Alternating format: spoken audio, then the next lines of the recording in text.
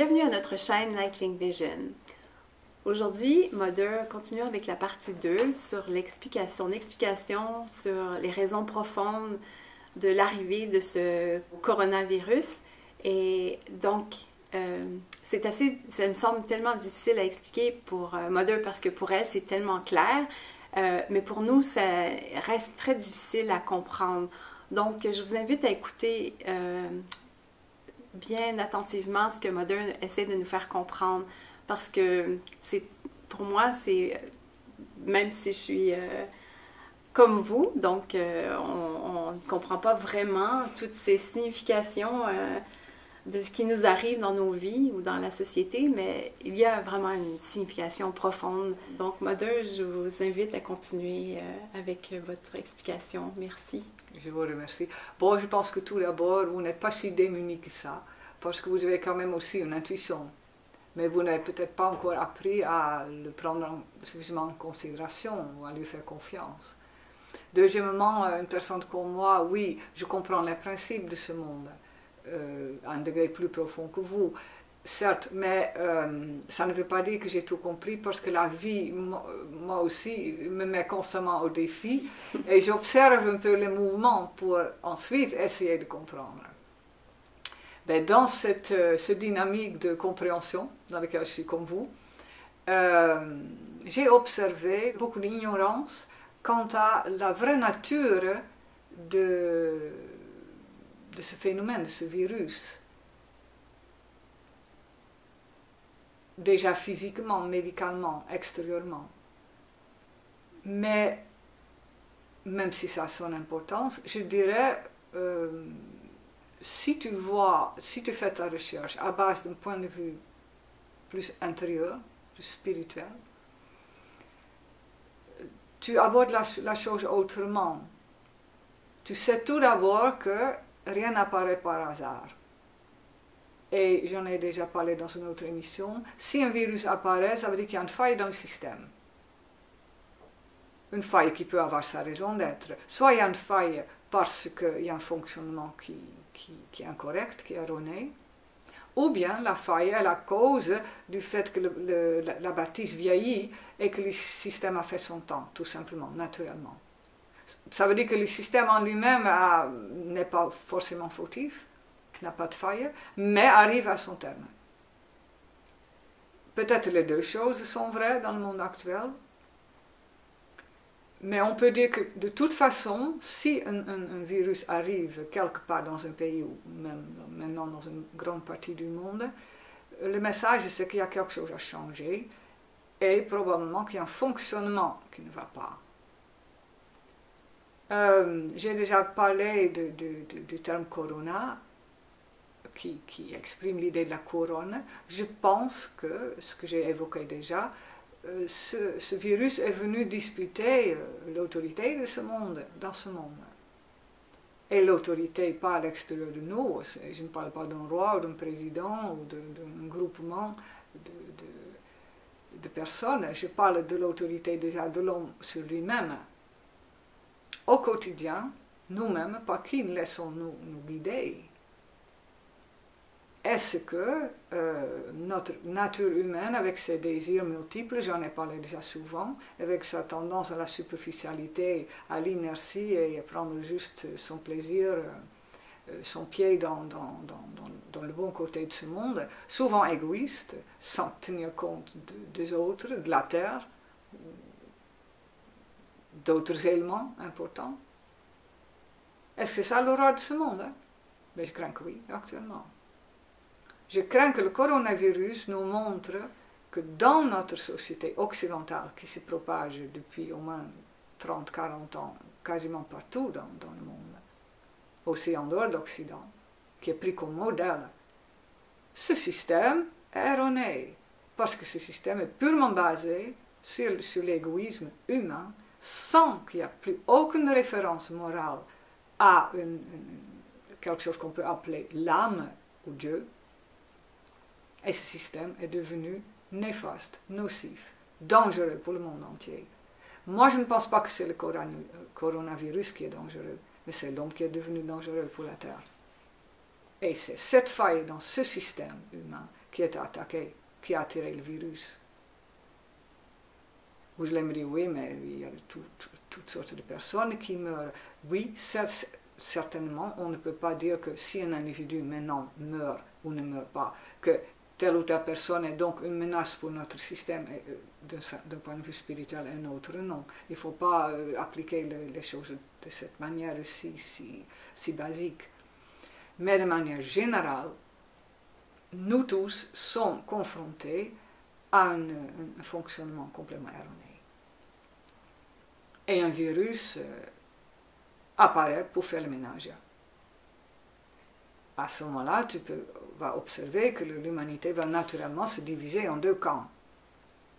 Ceux qui sont pour un changement de situation, parce qu'ils en avaient déjà tellement souffert, et qui peuvent bénéficier par un changement de situation, pour une raison ou une autre, mais pour des raisons valables, et ceux à qui un changement n'arrange absolument pas.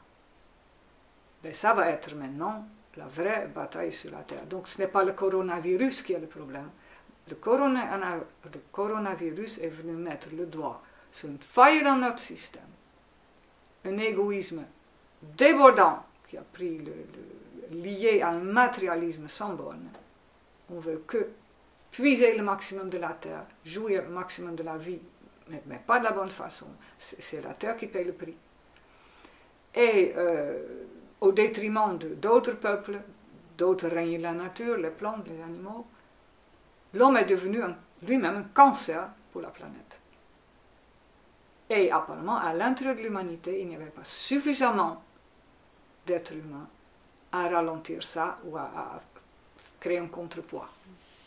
Pour une raison ou une autre, on se laissait faire, ou peut-être on a même profité de la situation nous-mêmes, là où on pouvait. Ça demande beaucoup d'honnêteté vis-à-vis de soi-même.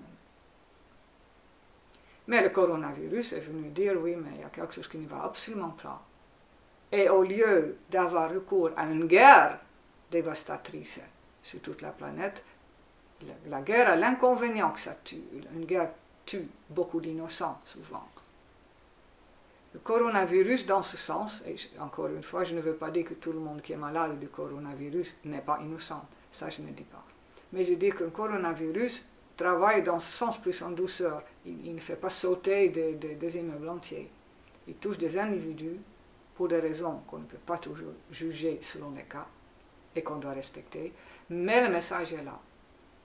Dans notre ensemble, en tant qu'humanité, ce virus nous lance le défi et met en question pour qui tu travailles. Est-ce que tu travailles pour une cause louable, pour vraiment le bien-être de tout le monde et de la Terre en premier, ou est-ce que tu penses au quotidien à toi-même? Si tu observes donc la réaction du virus, vis-à-vis du virus, comme j'ai dit déjà dans la première vidéo, on ne semble pas bien connaître notre ennemi. Et une raison pourquoi on ne connaît pas bien notre ennemi, ou on ne se donne pas le temps de bien le connaître, c'est parce que tout le monde n'a qu'une seule réaction collective, protéger ce qu'on a. C'est-à-dire que je veux garder ma vie, je veux garder mon corps pour continuer à vivre comme je faisais jusqu'à maintenant. Mais c'est justement cette vie que le virus est venu mettre en question. Donc tu vois déjà la contradiction. Ça veut dire que le système, malheureusement, médical, le système gouvernemental, économique, tous les systèmes sont actuellement mis en marche pour protéger ce qui existe. Mais vous pouvez vous rendre compte que ça ne marchera pas à la fin. Parce que le coronavirus, d'après mes observations, est venu mettre en question ce fonctionnement. Ça veut dire que je n'aurais pas peur du tout de ce coronavirus. Je me demanderais uniquement, et c'est ça, faire face à l'ennemi, ok, tu es venu mettre en question quelque chose. Dans ce cas, je vais observer moi-même ce qui n'allait pas dans le fonctionnement. Et c'est là où on doit commencer à remédier. Et ce virus, il s'en ira tout seul. Un virus, c'est une sonnette d'alarme pour montrer qu'il y a, je l'ai dit déjà, une faille dans le système. Mais changer, enlever la faille, et le virus s'en va. Il n'a plus aucune raison d'être. Ça veut dire qu'un virus n'est pas quelque chose pour avoir peur. Mais un virus, c'est comme une sonnette qui dit il y a quelque chose à changer. Ben, épousons le changement, le vrai, et le virus peut partir. Et j'en parlerai dans la troisième volet, pour montrer un virus n'est pas une menace, si tu sais comment prendre la chose. Merci, Mother. Donc, c'est un messager. C'est un messager. Donc, Ouais. merci. N'oubliez pas de nous laisser vos commentaires et inscrivez-vous à notre chaîne pour ne pas manquer la suite. Et sur ce, nous vous saluons et nous vous invitons à regarder la prochaine. À bientôt. I asked the wind, where do you go? What's your destiny?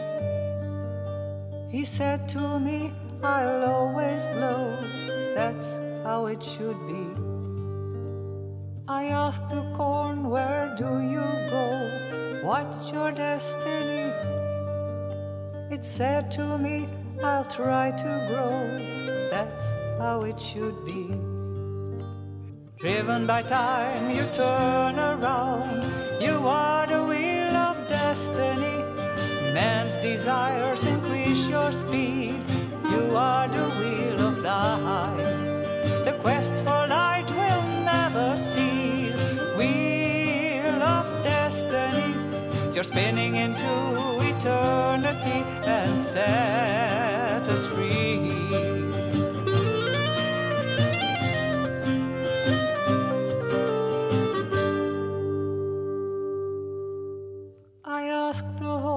Where do you go? What's your destiny? He said to me, I'll pull the plow. That's how it should be. I asked the man, where do you go? What's your destiny? He said to me, I do not know. Wait and you will see. Driven by time, you turn around. You are the wheel of destiny. Man's desires increase your speed. You are the wheel of life. The quest for light will never cease. Wheel of destiny. You're spinning into eternity and set us free.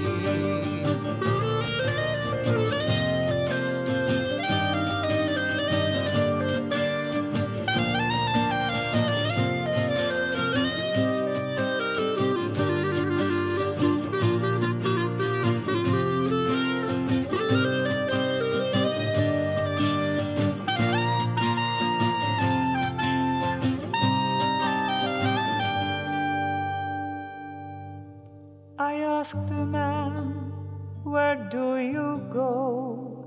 What's your destiny?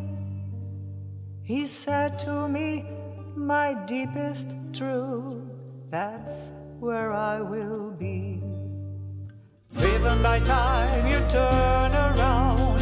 You are the wheel of destiny. Man's desires increase your speed. You are the wheel of life. The quest for light will never cease. Wheel of destiny. You're spinning into eternity and set us free. Driven by time, you turn around.